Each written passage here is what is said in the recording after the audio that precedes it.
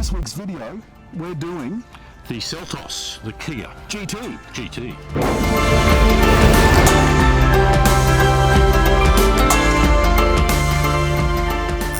This car, David, is as sharp as... Attack. It's attack, something that's sharp.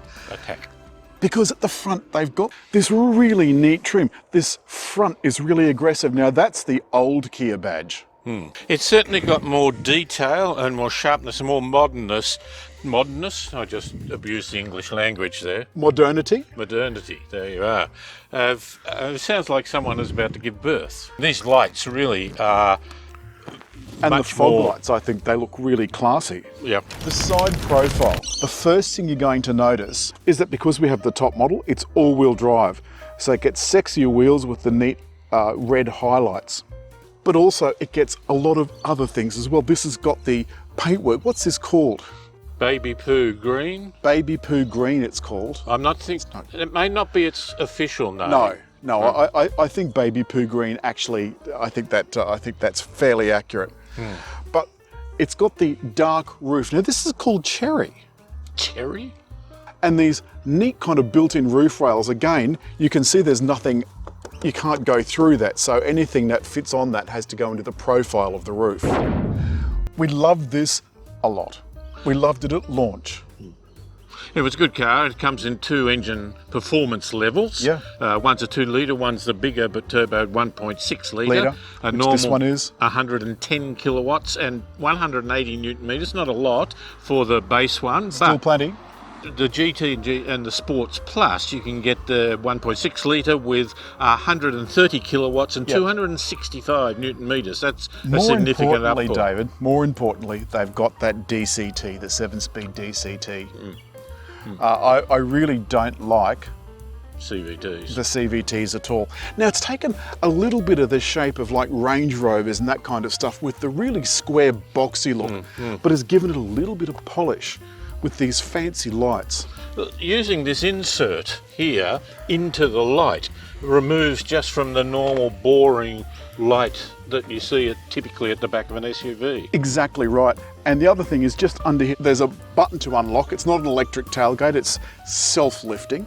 But I like a bit of a self-lifting tailgate. You don't have to wait for the damn thing to open. There's plenty of space in here, look, and 60/40. What are you laughing at? They're just a self-lifting tailgate that suits you. Fair enough. No, I said self. We aren't going to talk about that. It's so hard to find good help. Meanwhile, in the back, a large spare. So this is a full-size spare, which I think is a Kia hallmark.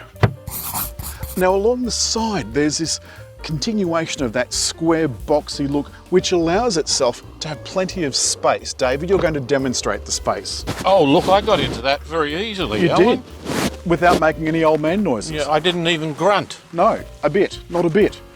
Leg room, Oh, good. tons, yep. Yeah, under Yep. here. Yeah. Yep. I'm not uncomfortable. Now tell me about the... Headroom, I've got about an inch or so above my head. And we're not going to make the what's an inch between friends joke. I've decided I've made an executive ruling. Tell me about the centre console. There's not a lot there. There is a charger, there's a little compartment and there's some vents. Lovely. And the quite nice upholstery. A little bit of stitching that accentuates that. Yeah, it looks certainly reasonable. You have this thing that is on some Hyundais and Kias of this very... Faceted. Yeah. We pointed that out at the launch. Yeah. You note that it's got the little button to press, which I quite like. And it will sense you from outside. Yep. What do you think? Quite busy in some ways, quite traditional, but a big screen there. Lovely big screen, lovely big buttons. The font on the buttons reminds me of a 1990 Lexus. The only thing You want to turn that radio down? Yeah. You've got a part digital dash. Don't take any notice of the tyre warning thing. I think I've done something to one of the tyres. And up here, you can see the heads-up display. I couldn't quite get that adjusted properly. No. Do you know what? I'm moving away from touch screens. I drove a Mazda with a nice, easy to operate mouse type thing. I thought it was infinitely safer. It was just easier to manipulate. Just less convenient. As I pointed out, everything in this car is within easy reach. The steering wheel has backlit buttons, so you know what all these buttons do. And at night, this looks just delightful. And I think the cabin is moody and black. And I think this look appeals to the younger buyer that Kia are really aiming at with something that looks like a little mini Range Rover. Okay, I'll put it into drive and I could hear it release. That 7-speed DCT is just brilliant. The changes are super quick. And the steering and suspension have been fettled by Graham Gambold, who is Kia's Australian tuning guru. I mean, I say that lightly. Normally I hate using that term, but Graham really is a guru, and you can tell cars that haven't been fettled by him, they just are nowhere near as good. The noise from the engine is fairly subdued. It does get a little bit rambunctious when you stick the boot in, but it just lets you know it's alive. It's got quite a nice little buzzy sports car sound. Fuel consumption is not too bad for a car this size, and remember, this car can do a little bit of light off-roading, but like anything that's just all-wheel drive and not full four-wheel drive, I kind of wouldn't recommend it. And the other thing about the ride is that it's incredibly smooth. The suspension on this top model is reasonably sophisticated, whereas the bottom models, they make do with torsion bar. Now, the other thing that I like about the controls is that everything that you want to use day to day is right in front of you. So the lane control, the active lane control, the cruise control up here on the stalk, you can scroll through various functions up on the Part Digital dash by scrolling through it with the Pages button.